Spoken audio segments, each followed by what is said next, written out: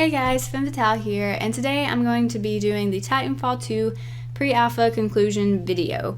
So if you didn't know that I was planning on doing this, basically I have already done 3 videos covering the Titanfall 2 pre-alpha. It basically was a collection of gameplay clips that I had done with reviews of some of the maps, the weapons, and the abilities.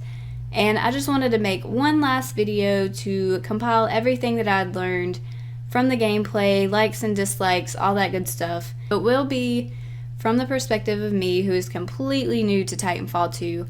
I have not played Titanfall 1, so I didn't really know what to expect. But some of the points will be from the perspective of my husband, which did play Titanfall 1, kind of knew what to expect, and so he can kind of do a comparison.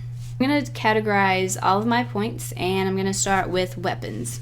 My top go-to weapon was either between the Spitfire or the R201. I really enjoyed both of those weapons simply because they were the most stable ones as far as the amount of damage they inflicted, the rate of fire, and also just the amount of times you had to reload them. So those were 2 solid weapons when it came to all 3 of those categories, and I found myself coming back to them again and again. As far as my secondary weapon goes, I think my top Titanfall weapon for that slot was the charge rifle. It didn't really do a lot of damage necessarily, but it had really good range. I could shoot pretty far away, and it was really accurate. Starting with the criticisms that I have with the weapons, or the things that I want to see new about them, they definitely need to have more customization. At this point, they only had certain scopes paired with certain rifles, and you couldn't change the scopes to match whatever rifle you wanted. So I didn't really like that. Dustin actually said they had the ability where you just had all the scopes in one list, and you could put them to whatever rifle you wanted in Titanfall 1. So they need to do that for Titanfall 2, and it doesn't look like they've implemented that yet. Secondly, something that they had in Titanfall 1 was a primary weapon, secondary weapon, and a Titan weapon. And they have not done this in Titanfall 2 yet. The way they have it set up right now is they have the primary weapon, then they have the secondary weapon where you can either choose between a pistol or a Titan weapon. And that's just completely inconvenient if you're playing like a conquest map or the bounty hunt map where you encounter both players, close combat, and then the Titans. Because you really need both a pistol and a Titan weapon if you're hoping to survive. So they definitely need to introduce the 3 weapon classes again and put it in Titanfall 2. I'm kind of surprised they haven't already done it, but they need to get on the ball with implementing that one. The next category is the abilities of the game, or some of the capabilities. So my absolute favorite one to use was the grappling hook. I had so much fun with that feature because I felt like a little Tarzan swinging all over the place. So that was actually really fun. Like, I could do that for most of the game, just swing all over the place. I started out being really bad at the grappling hook. It took me a while to get used to it because at first I kept running into walls over and over and over, and I just looked so clumsy using it. But once I finally started getting the hang of it, it became a lot easier, and it actually became useful in the gameplay. My husband used the grappling hook a lot, so he has a few suggestions for what would make it better, and I completely agree with him on it. So the suggestion he had was, at this point, the grappling hook, basically, whenever you use it, you shoot it, swing, and it drops you just randomly. I think the way that they could fix that is just giving the player the ability to specify when they want to be dropped. So just like if they want to drop at this part of the swing, then they just press one of the buttons and it releases them. Next, there were 2 other abilities that I wanted to talk about that you could replace the grappling hook with. So the first one is the Hollow Pilot. I wasn't really a fan of this one because it didn't really seem all that useful consistently. The only time it really helped me was against grunts, or the AIs basically, because they couldn't really distinguish which one was me and which one was the Hollow Pilot. But with actual players, they can usually tell which one's real and which one's fake. So I don't know, I didn't really see the usefulness of the Hollow Pilot completely unless I was up against AIs. The next ability was the Cloak ability. They have a lot of work to do with that one because right now the player is hardly even transparent. And I actually saw a replay clip of where I was cloaked and an enemy came and killed me. And whenever I saw the kill cam or the kill replay, you could see me pretty easily. I honestly might have stood out more than if I wasn't cloaked.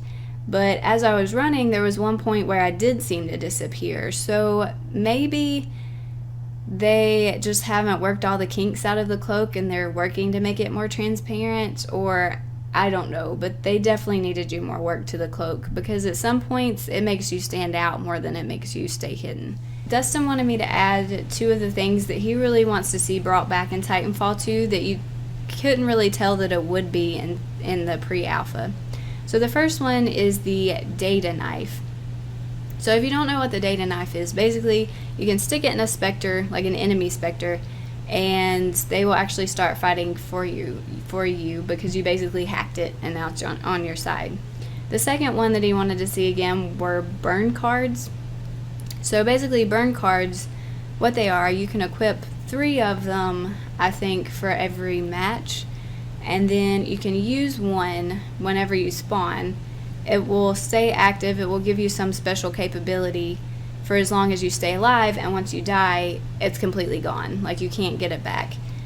And he wants to see that implemented because they were just useful. They added a new element to gameplay that was just fun and inventive and could give you an upper hand against some of your enemies. I want to transition into the maps.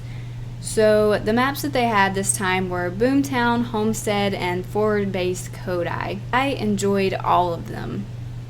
They had a really good mixture. They chose a really good mixture for the release of the pre-alpha. Basically, Boomtown was a good combination of buildings, and it forced you into close quarters combat. The Homestead map was more spaced out with wide open fields, better for snipers, so that was good. And then the third one, the Forward Base Kodai, was a good mixture of both. So I just think they chose a really, really good array of maps for the pre-alpha release just to give players a insight into what they can be expecting for the Titanfall 2 full version.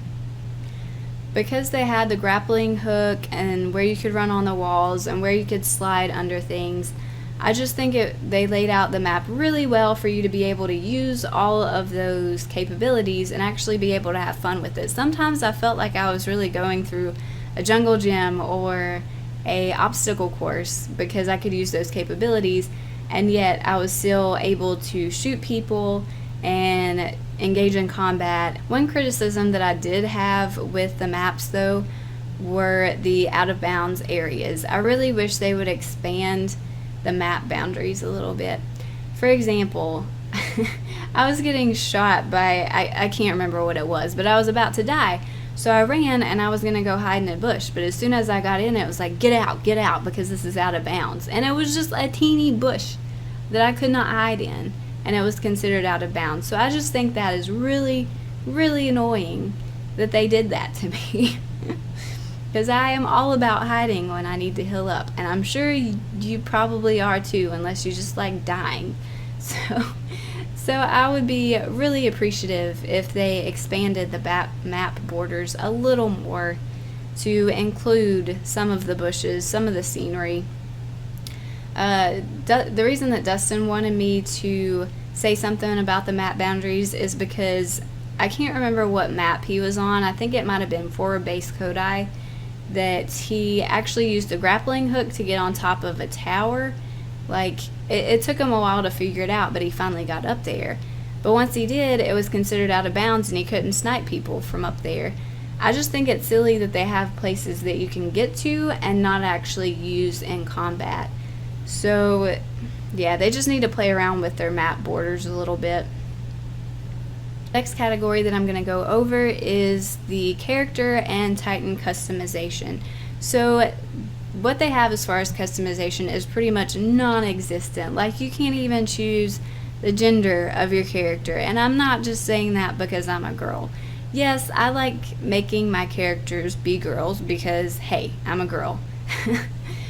But I'm not actually the one that brought this up and was frustrated about it. It was my husband, because the way they have it set up now, basically whichever class you choose, it has a preset character. So there were times that my husband was actually a girl character simply because of the class he chose.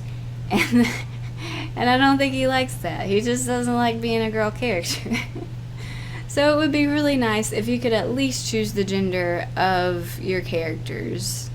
Not only for my sake, so I can play as a girl, but for my husband's sake, so he doesn't have to play as a girl. So the next thing is factions, far as character customization.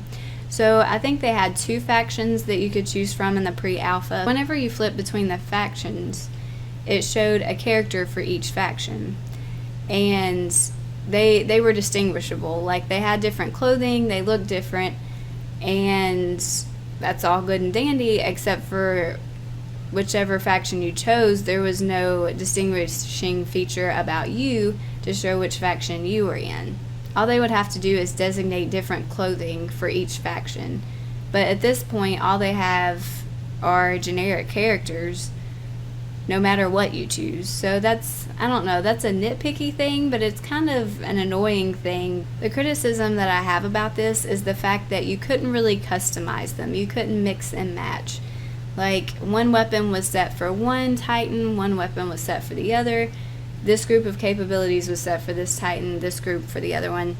It was very rigid. You couldn't really, like I said, mix and match. Lastly, I just want to go over the general gameplay. There's one main thing that they really need to work on, and honestly, this may be my top pick for what they need to change for the final release.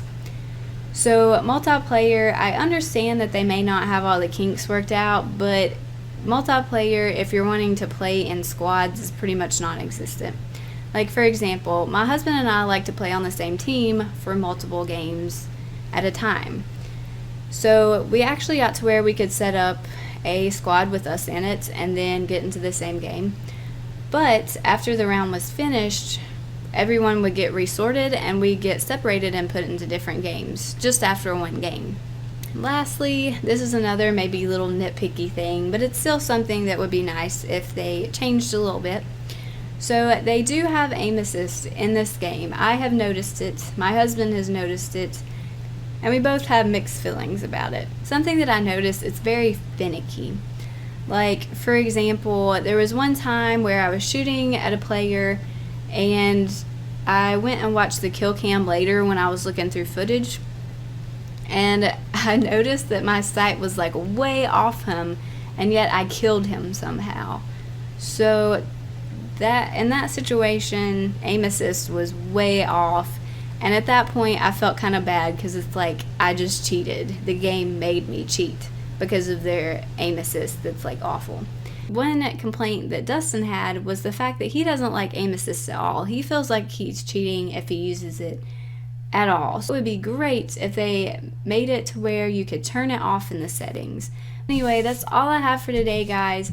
I hope you liked this video. I know it was a lot of content, but then again, there were a lot of things that I had to say about the pre-alpha. Good, bad, and suggestions that I had. So let me know what suggestions you have in the comments, any questions that you may have about the gameplay.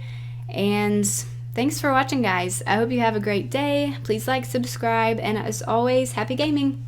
Bye-bye.